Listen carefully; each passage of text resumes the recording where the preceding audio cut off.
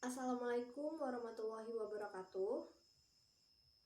Dan salam sejahtera bagi kita semua. Perkenalkan, nama saya Sofiatul Hidayah Harahap dari Prodi Kimia Industri dengan NIM F0A019003. Dan saya Jerry Sitanggang dari Prodi Analisis Kimia dengan NIM F0B019002. Pada kesempatan kali ini, kami akan menjelaskan video pembelajaran tentang limbah cair kelapa sawit demi memenuhi tugas industri sawit. Dan berikut videonya. Limbah cair pabrik kelapa sawit atau LCPKS atau Palm Oil Mill Effluent Foam merupakan salah satu jenis limbah organik agroindustri berupa air, minyak, dan padatan organik yang berasal dari hasil samping proses pengolahan tanah dan buah segar atau TBS.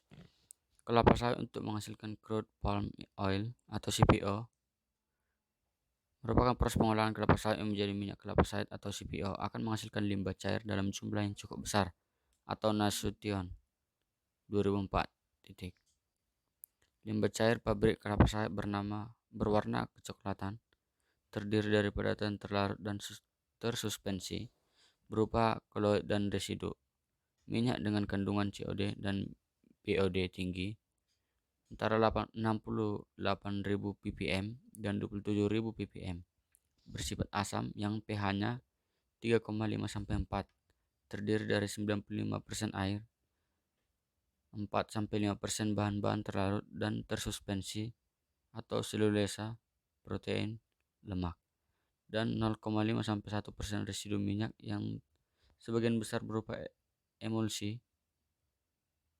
Kandungan TSS atau LCPKS tinggi sekitar 1330 sampai 50.700 mg per liter. Tembaga CO 0,89 ppm, besi Fe 46,5 ppm, dan seng 2,3 ppm serta amoniak 35 ppm Ma 2000. Limbah. Berdasarkan dari bagian ini, dapat diketahui bahwa limbah, fatit, pendingin, netralisasi, menghasilkan pembiakan bakteri, pengemasan, anaerobik, menghasilkan bakteri penghasil metane, fakultatif, aerobik, sungai. Sifat. Proses limbah yang datang dari proses bercampur dengan minyak kelapa sawit menuju fat feed yang berfungsi sebagai penyaring dan penangkap minyak, di mana suhu limbah masih sangat tinggi bila dilihat di lapangan masih beruap muncul dari atas permukaan limbah. Limbah yang pada umumnya berwarna kuning dan bercampur dengan warna coklat memasuki alat penangkap lemak atau fat feed, dan kandungan minyak yang berada di atas permukaan air akan tertahan oleh fat feed yang kemudian akan dipompa ke bagian proses produksi. Selanjutnya, limbah dilewatkan lagi melalui kolam yang dipasang secara seri di mana limbah masuk dari bak yang satu ke bak berikutnya dengan aliran secara overflow. Pendinginan. Proses pendinginan bertujuan untuk mengurangi kadar minyak masuk ke dalam kolam pengasaman. Kelebihan konsentrasi minyak dapat membuat kesulitan dan pengoperasian selanjutnya. Pendinginan penting dalam mempersiapkan kondisi kehidupan bakteri mesofilik. Dengan temperatur sekitar 38 derajat Celcius, maka bakteri akan berkembang dengan baik.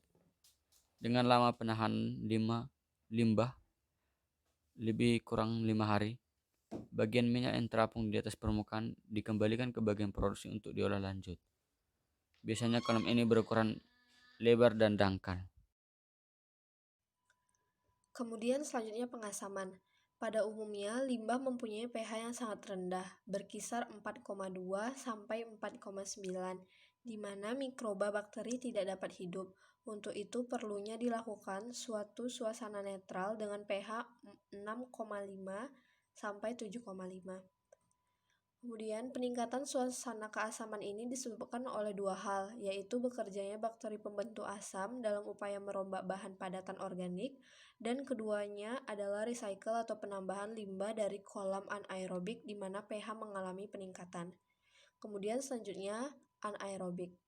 Kondisi anaerobik sangat dibutuhkan di kolam ini. Tingginya konsentrasi padatan memasuki kolam pengasaman. suasana aerobik yang sudah tercipta sebelumnya, maka kedalaman kolam akan membantu suasana tersebut. Dengan kedalaman kolam yang mencapai 5,5 meter, menjaga agar suasana anaerobik dapat merombak bahan-bahan organik semaksimal mungkin dan lintasan bertahap serta berbeda-beda. Kemudian yang kedua, pada limbah ini ada 3 komponen besar, yaitu karbohidrat, protein, dan lemak yang akan dirombak melalui enzim.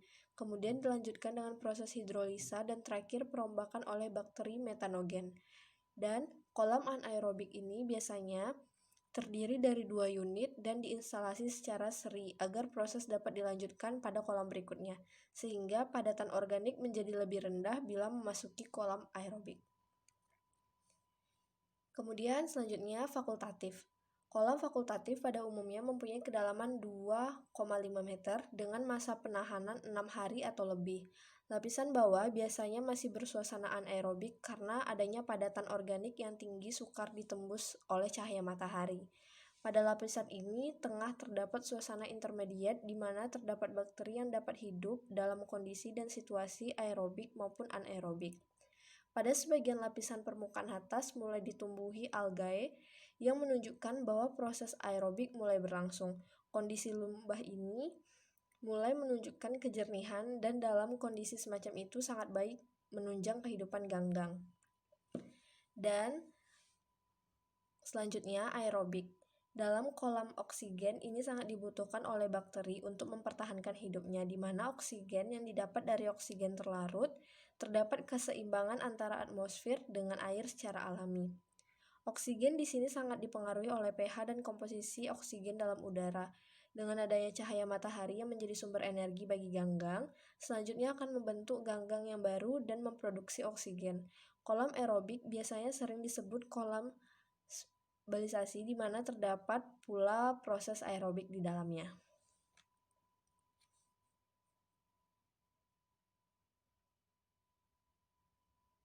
Demikianlah video pembelajaran tentang limbah cair kelapa sawit demi memenuhi tugas UTS dari industri sawit. Lebih dan kurang, mohon maaf. Wabillahi taufiq wal hidayah. Wassalamualaikum warahmatullahi wabarakatuh. Terima kasih. Terima kasih.